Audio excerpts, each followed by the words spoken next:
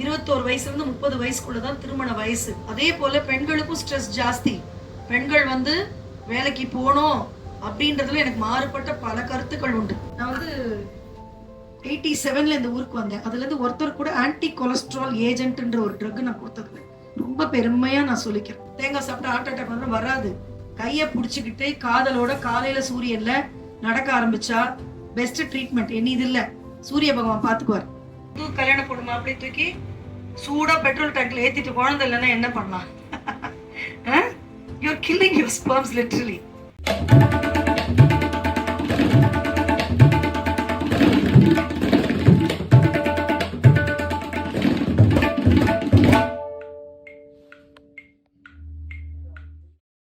Age சொன்னேன் பாருங்க, 21 வயசுல இருந்து 30 வயசுக்குள்ளதான் திருமண வயசு. ஒரு 21 வயசுல பெண்ணும் 24 வயசுல ஆண் இருக்கான், 25 வயசு பெண்ணு 28 வயசு ஆண் இருக்கான். அந்த மாதிரி இருந்ததுன்னா கண்டிப்பா குழந்தை நிற்கும். 30 வயசு டச் பண்ண என்ன ஆகும்னா அந்த quality of the egg and sperm will go down definitely. நீங்க ஒன்றும் பண்ண முடியாது. எங்க தாத்தா 60 வயசுல பிள்ளை பெற்றாருன்னா அது அந்த காலம். எங்க தாத்தா கஷ்டப்படல, ஸ்ட்ரெஸ்ல ஆகல, எல்லா படமும் பார்த்து அங்கெல்லாம் விட்டுட்டு கிடக்கல. ஒரு பொண்டாட்டியோட ஒழுக்க நாக்கமா வாழ்ந்துட்டு நிம்மதியா போனார். அதையும் இதையும் கம்பேர் பண்ணவே கூடாது, ஓகேவா? அதே போல பெண்களுக்கும் ஸ்ட்ரெஸ் ஜாஸ்தி. பெண்கள் வேலைக்கு போகணும் அப்படின்றதுல எனக்கு மாறுபட்ட பல கருத்துக்கள் உண்டு, புரியுதுங்களா? அதுக்குள்ள போனா அது ஒரு டாபிக். ஒபிசிட்டி, அதிக உடல் எடை இருந்தா நிக்குமா நிக்காதா? சக்கரை வியாதி நிக்குமா நிக்காதா? பிபி, தைராய்டு, இதெல்லாம் உங்களுடைய தடை கற்கள். அதெல்லாம் கண்டுபிடிச்சு உடைக்கிறதா மருத்துவர்களோட வேலைங்க. நெக்ஸ்ட், சரி இவ்வளவு நாள் பேசணும். இங்க நாங்க என்ன பரிந்துரைக்கிறோம்? ஒவ்வொரு சார்ட்லயும் டயட் எல்லாம் கொடுத்துருக்கோம் இல்லையா? எனக்கு பிடிச்ச டயட் எல்லாம் கொஞ்சம் போட்டிருக்கேன், பேரை மட்டும் சொல்லுங்க போறோம். என்னது என்ன கலர்ல இருக்கு? வாழைப்பழம் போய் இந்த பெருசு வாங்குறது. இந்த ஜெனட்டிக்லி மாடிஃபைடுன்னு பார்த்தாலே தெரியும், அதெல்லாம் வாங்காதீங்க. தோட்டத்துக்கு பின்னாடி இருக்கு பாருங்க குட்டி குட்டியா, அது மாதிரி நாட்டு பொருட்கள், அது போதும். அது பக்கத்துல என்ன இருக்கு? அது ராகியை நான் எப்படி சொல்லி கொடுப்போம் நம்ம ஹாஸ்பிட்டல் பொறுத்த வரைக்கும்னா, கனிஷ்கா சார் நிறைய ரிசர்ச் எல்லாம் பண்ணின்னு இருப்பாரு. 3 பங்கு கேழ்வரகு, 1 பங்கு கம்பு. என்னோட இன்ஸ்டா வீடியோஸ், யூடியூப் வீடியோஸ்லாம் அதை சொல்லியிருப்பேன், பாத்தியா? Right, thank you. 3 பங்கு கேழ்வரகு 1 பங்கு கம்பு போடுறது கரெக்டான ரேஷியோல இருக்கும். அதை முளைக்க வச்சு வெயில்ல, நிழல் உணர்த்தலாம், வெயில லைட்டா உணர்த்திட்டு பொடி பண்ணி முன்னாள் கரைச்சி வச்சு மறுநாள் யூஸ் பண்ணுங்க, கரெக்டா இருக்கும். சிலர் சொல்லுவாங்க இதை அது சாப்பிட்டது செதும்புது, வயிறு ஒரு மாதிரி ஊமை வலி வலிக்குது. ஏன்னா அந்த கோது ஒத்துக்காது.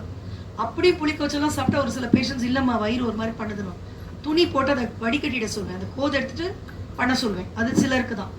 அதுக்கப்புறம் இது என்ன இருக்கு? அது யாரும் சட்டையே பண்றது இல்லை. வாரத்துல 3 நாள் முருங்கைக்கீரை பொரியல் கடையில் வச்சு அடிங்க. பாக்கியராஜ் சொல்லி கூட திருந்தலன்னா எப்படி? எனக்கு பிடிச்ச படம் அது. அப்புறம் பக்கத்துல ஸ்ப்ரவுட், முளைக்கட்டின பயிர் வகை ரொம்ப நல்லது. எனக்கு ரொம்ப சமைக்கிறது பிடிக்காது. பாதி சமையல்ல வெந்தது வேகாதமா சாப்பிட்டா நல்ல உயிர் சத்தோட இருக்கும். ஒரு சில காய்கறிகள் நிறைய வேக வைக்கணும். பட் நம்ம நாட்டுப்புறத்து காயெல்லாம் இப்படி சாப்பிட்டாலே போதும். முளைக்கட்டின சுண்டெல்லாம் நீங்க கருப்பு கடலை அதெல்லாம் முளைக்கட்டி பச்சையா சாப்பிட முடியாது. இது ஈஸியா சாப்பிடலாம். நம்ம ஊர்ல அப்படியே கொட்டி கிடக்கும், பயிர் பாத்தி எல்லா இடத்துலயும் வளைஞ்சு கிடக்கும். ஸோ முளைக்கட்டின பச்சை பயிரை எப்பயுமே வச்சுக்கோங்க. எப்பயுமே உடல் எடை அதிகம் இருக்கவங்க என்ன சொல்லுவேன், பசிக்குதா ஒரு குடி சாப்பிட்டு 1 கிளாஸ் சுடு தண்ணி குடி, பசியே போயிடும் சொல்லுவேன், புரியுதா? முளைக்கிறது செகண்ட் டே முளைச்சது சொல்வேன், ஏன்னா அதுல விட்டமின் இ கண்டென்ட் ஜாஸ்தி. 2ஆம் நாள் முளைச்ச பயிரை யூஸ் பண்ணிட்டே வாங்க. பச்சை பயிர் தான் தமிழன் பயிர், தோரம் பயிர் இல்லை, மற்றதெல்லாம் இல்லை. தோரம் பயிரெல்லாம் மகாராஷ்டிரன்ஸ் கொண்டாந்தது. நம்ம பயிருனா பாலும் தெளிதேனும் பாகும் பருப்பும் இவை. என்ன கொடுத்தோம்? இந்த பருப்பை தான் கொடுத்தோம், பிள்ளையார் காக்கா பிடிக்க கூட, புரியுதா? பச்சை பருப்பு பாயசம் இதுல பண்றோம், இதுல தான் பண்றோம். சாம்பார்லாம் நம்ம உணவு இல்லை, அதனால இதை முளைக்கட்டி சாப்பிடுங்க. முட்டை, ஆட்டுக்கறி, கோழிக்கறி வேண்டாம், நிறைய ஹார்மோனல் ரெசிடியூஸ் இருக்கு. மீன், கடல் மீன், ஓகேவா? நீங்க இதை எப்பயுமே நான் என்ன சொல்ல, டயட் பண்ணணும்னு நினைச்சீங்கன்னா காத்தால ஒரு 3 முட்டையை போட்டு ஒரு டிஃபன் முடிஞ்சு போச்சு. முட்டையும் தின்ட்டு இட்லியும் தின்னக்கூடாது, அவ்வளவுதான். ஆட்டுக்கறி 100 கிராம், வாரத்துல 2 வாட்டி ஃபிஷ் சாப்பிடலாம், ஒன்றும் இது இல்லை. மாவு சத்தை குறைச்சிக்கோங்க. பேஸ் என்னன்னா மாவு சத்தை குறைச்சு புரதத்தை ஜாஸ்தி பண்ணிக்கும், ஓகேவா? என்னது இது? புரதம்னும் போது நட்ஸ் வந்துடுது. அப்புறம் எண்ணெய், ஃபேட் ரொம்ப தேவை. நான் 87ல இந்த ஊருக்கு வந்தேன். அதுல இருந்து ஒருத்தர் கூட ஆன்டி கொலஸ்ட்ரால் ஏஜென்ட்ன்ற ஒரு ட்ரக் நான் கொடுத்ததுல ரொம்ப பெருமையா நான் சொல்லிக்கிறேன். I'm very happy to announce that boldly. ஏன்னா இப்போ வந்து ஒரு 2 வருஷமா நீங்க நினைக்கிறது கரெக்ட், என்ன மாதிரி இருக்க டாக்டர்ஸ் பேசுறது கரெக்ட்னு இப்பதான் ஒத்துக்கிறாங்க. புரியுதா? ஒரே ஒருத்தர் கூட அட்ரோவாஸ்டேட் கை வந்து எழுத மாட்டேன். அது ஸ்ட்ரோக் வந்து அவங்க டாக்டர் எழுதிக்கிட்டோம், நான் கொடுக்கறது இல்லை. ஹார்ட் டாக்டர் எழுதிக்கிட்டோம், நீ சாப்பிடுது. குண்டா இருக்கிறவங்களுக்குலாம் அட்ரோவாஸ்டேட், பிபி இருக்கிறவங்களுக்கு அதெல்லாம் கொடுக்க மாட்டேன்.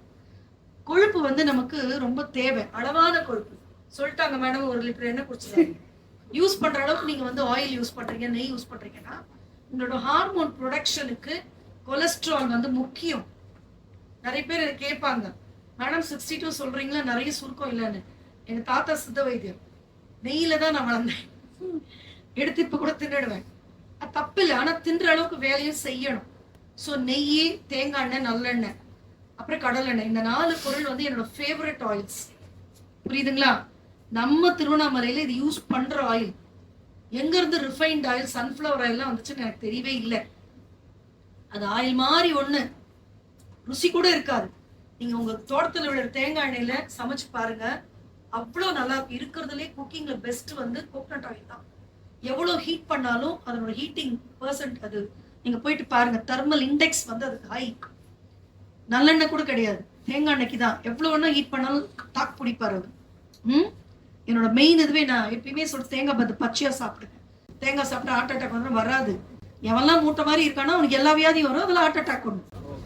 புரியுதா? ஹார்ட் அட்டாக்கும் தேங்காய்க்கு என்ன இருக்கு? ஒன்றும் இல்லை. மூட்டை மாதிரி இருக்கணும், 10,000 வியாதி வரும். அதுல ஒன்று ஹார்ட் அட்டாக், பிபிலாம். நீ ஏன் தேங்காய் போய் சொல்றவன் தேங்காயை பார்த்தது கூட கிடையாது, நீ ஏன் சொல்ற? புரியுதா? சர்க்கரை செம்மையா குறைங்க, ஜங்க் ஃபுட்ஸ் அதெல்லாம் குறைங்க. தெருவில் இறங்கி சாப்பிடாதீங்க. புரியுதா? உங்க வீட்டு உணவுல கண்டிப்பா இருங்க. உங்களுக்கு வாரிசு வர வரைக்கும் அந்த வீட்டு உணவு மட்டும் சாப்பிடுங்க, வெளியில சாப்பிடுங்க. நிறைய விஷயம் இருக்கு. Don't share your affection infection. ஒரு வீடியோவே ஸ்கூல்ல பேசுறதை எடுத்து போட்டிருப்பேன் நான். புரியுதுங்களா? ஒரு வீட்டுல இருந்து ஒரு கிருமி வாங்கிட்டு வந்து உள்ள தள்ளாதீங்க. சாம்பார் சோறு நினைப்பீங்க, அவங்க வீட்டு புழு முட்டை எல்லாம் வந்திருக்கும், என்ன பண்றது? அப்புறம் எப்பயுமே ஷேர் பண்ணாத உங்களுடைய ஆரோக்கியமான ஃப்ரிட்ஜில் வைக்காத உணவு சாப்பிடும். ரன், வாக், எக்ஸசைஸ், எது எனிதிங். நான் எப்பயுமே வந்து வாக் பண்ண அப்படின்னு சொல்றதை விட, டான்ஸ் ஆட தெரியுமா ஆடு, நீச்சல் அடி தெரியுமா தொப்புன்னு கிணத்துல வந்து நீச்சல் அடி, ஓடணுமா ஓடு. ஆனா இன்வால்வ் பார்ட்னர்ஸ். கையை பிடிச்சிக்கிட்டு காதலோட காலையில சூரியன்ல நடக்க ஆரம்பிச்சா பெஸ்ட் ட்ரீட்மெண்ட். என்ன இது இல்ல, சூரிய பகவான் பாத்துக்குவார். குந்தி ஸ்டோரியை மாத்தி சொல்லிட்டாங்கம்மா. குந்தி யாருக்கு புள்ள பெத்தா? ஃபர்ஸ்ட் அப்படின்னா என்ன அர்த்தம்? ஃபர்ஸ்ட் சின்ன பொண்ணா இருக்கும்போது சூரியனை பார்த்து வேணா புள்ள வந்துருச்சு. என்னோட அப்பாவோட அப்பா வந்து ஒரு சிறந்த இயற்கை வைத்தியர். அப்பால இருந்து தான் MBBS நாங்க. அவர் என்ன பண்ணுவார், எங்களுக்கு ட்ரெஸ் கூட கம்மி தான் போடுவார் ஒரு ஸ்டேஜ் வர வரைக்கும். There should be nothing between the sun and the skin அப்படின்னு தான் சொல்லி வளர்ப்பார். என் பேர பசங்களாட்டும் இல்லை, 5 வயசு வரைக்கும் துணியே போட மாட்டாங்க எங்க வீட்டுல. அப்படியே ஓடிட்டு கிடக்கும். No powder, no dress, nothing. அவங்க பாட்டு குட்டையில ஊர்லாம், மழையில் நினைலாம், அப்படிதான் வளர்க்கப்படுறாங்க இப்பயும். ஆகையினால இந்த வாக்கிங்ன்றது கணவன் மனைவியா காத்தால சூரியன்ல கையை பிடிச்சிட்டு பிரிஸ்க் வாக். உங்க ஹார்ட் பீட் உங்களுக்கு கேட்கணும். மூச்சு வாங்கினா கொஞ்சம் நில்லுங்க, நடக்கும். ஓகே? அது ஜிம் போறீங்களா, வீக்லி த்ரைஸ் போங்க. என்னோட இதுல வந்து யோகா, வாக்கிங், டான்சிங்ல அந்த டிரான்ஸ்ஃபர்மேஷன் வந்து ரொம்ப பியூட்டிஃபுல்லா இருக்கும். இந்த ஜிம்மு போகும்போது பார்த்தனால ஒரு டெரர் மாதிரி இருக்கு. அந்த மாதிரி மசில் வரணும்னு அவசியம் கிடையாது. நமக்கு ஹெல்தியா இருந்தா போதும். அந்த ஃபேஸ் நீங்க வேணா பாருங்க, அந்த அந்த இன்டென்சிட்டி ஆஃப் எக்ஸசைஸ் அவங்க பண்ணும்போது முகமே மாறிடும். ஏன்னா நான் இங்க வந்து 20 இயர்ஸ் முந்தி ஃபர்ஸ்ட் லேடிஸ் ஜிம் வச்சிருந்தேன். ஏன்னா பெண்களுக்கு வெயிட் ரிடக்ஷன் பண்ணணும், லேடிஸ் ஜிம் ஸ்டார்ட் பண்ணி சரத்குமாரோட ட்ரெயினர் தான் எனக்கு ட்ரெயினர். அந்த காலத்துல நான் போய் 15 டேஸ் அவருக்கு இதெல்லாம் படிச்சுட்டு வந்தேன்.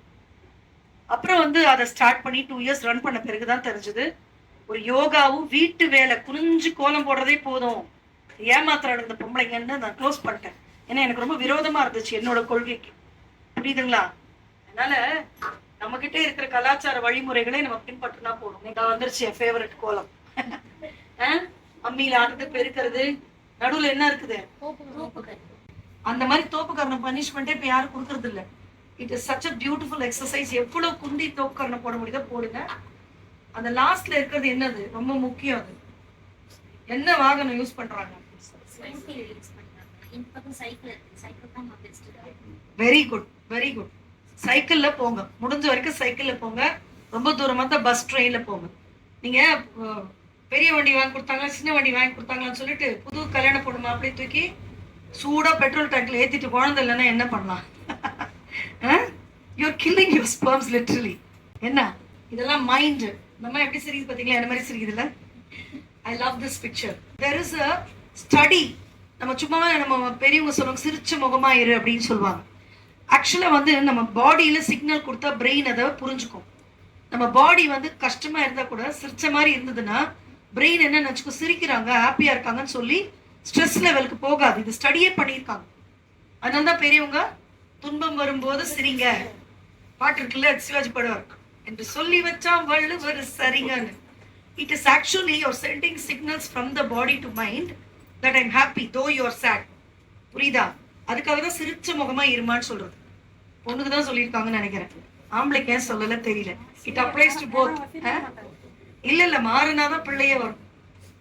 டான்ஸ் பிடிக்கும் அதால போட்டிருக்கேன். I just want you to exercise and keep your self com. குழந்தை வரும் நம்புங்க. ஃபர்ஸ்ட் என்ன பண்ணா வரும்ன்றதை கடைப்பிடிங்க. லாஸ்ட்ல ஒரு போட்டோ இருக்கு, என்னது அது? தயவு செய்து கூட்டம் கூட்டமா வராதிங்க. ஒருத்தருக்கு கிராமத்துல தெரிஞ்ச முத்திரை குத்தி ஒரு வழி பண்ணிடுது. உங்க ட்ரீட்மெண்ட் மருத்துவரா நாங்க மட்டும் தான் பாக்குறோம். எங்களுக்கே அவ்வளவுதான் அனுமதி. அதை ஃப்ரெண்ட்ஸ் கிட்ட டிஸ்கஸ் பண்ணி அங்க பண்ணி அவங்க மிஸ்லீட் பண்ணி கைட் பண்ணி பெரிய ப்ராப்ளம். எது வேணாலும் எங்களுக்கு கேளுங்க, சொல்லித்தரோம். ஃபேமிலியை கூட்டு வர்றது, நான் அடுத்த கல்யாணம் பண்ணலான்னு பாக்குறேன் பொம்பளை எதிர்க்கே சொல்றது, ஸ்ட்ரெஸ் ஜாஸ்தி பண்றது, no. Okay, so come maintain your secrecy of the file. என்னன்னாலும் எங்களை கேளுங்க. உங்க ட்ரீட்மெண்ட் உங்களுக்கு தெரிஞ்சா போதும். கேட்டா கூட நாங்க ட்ரீட்மெண்ட்ல இருக்கோம், கண்டிப்பா நிற்கும் சொல்லிட்டோம். நீங்களும் நம்புங்க. அதை மனசார சொல்லி கொடுக்கணும்ல, அதை ஃபாலோ பண்ண போறோம். பஞ்சபூத தத்துவம்னு பேரு. நம்மளை சுத்தி என்ன இருக்கோ அதான் நமக்குள்ள இருக்கு. நீங்க படுக்கிற இடம், நீங்க சுவாசிக்கிற காத்து, நீங்க குடிக்கிற தண்ணி, நீங்க பேசுற பேச்சு, நீங்க உண்ற உணவு எல்லாமே வெளியே வேற உள்ள வேற இல்லை. அதனால எல்லாத்துலயும் ஒரு உண்மை தன்மை, ஒரு சுத்த தன்மையை நீங்க மெயின்டைன் பண்ணுங்க. ஓகே, குடிக்கிறீங்க தண்ணினா கூட எங்க ஒண்ணா வாங்கி குடிக்கிறது, இல்லை கொக்கோ கோலா கொஞ்சம் ஊத்துறது, அதுவும் தண்ணி தானே. அது மாதிரிலாம் பண்ணாதீங்க. அதை தான் சொல்றேன். எவ்வளோக்கு எவ்வளோ நீங்க வந்து இயற்கையோட கனெக்ட் ஆகிருக்கீங்களோ, நாங்கெல்லாம் தேவையில்லை, அதுவே அது வேலையை பார்த்தோம்.